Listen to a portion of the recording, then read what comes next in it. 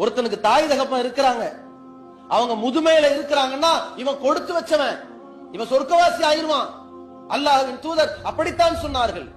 ரகிபா அன்புஹு ரகிபா அன்புஹு சும்மா ரகிபா அன்புஹு. ஒருத்த மூக்கு மண்ணை கவட்டும், அவன் நாசமா போட்டும்றாங்க ரசூலுல்லாஹ். ஏன் இப்படி ஒரு ஆவேசம்?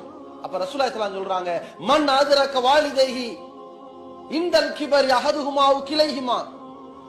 யார் தன்னுடைய பெற்றோரில் ஒருவரையோ அல்லது இருவரையுமே முதுமையில் பெற்றிருக்கிறார்களோ, முதுமையான காலத்திலே பெற்றோரை வைத்திருக்கிறார்களோ, வலம் யதுகுலில் ஜன்னா, அந்த நேரத்தில் அவர்களுக்கு பரிகாரம் செய்து அவர்களை பாதுகாத்து அவர்களை அரவணைத்து அதன் மூலம் ஒருவன் சொர்க்கத்தில் நுழையக்கூடிய பாக்கியம் இருந்தும் சொர்க்கத்தில் ஒருத்தன் நுழையலனா அவன் நாசமா போட்டும்னாங்க.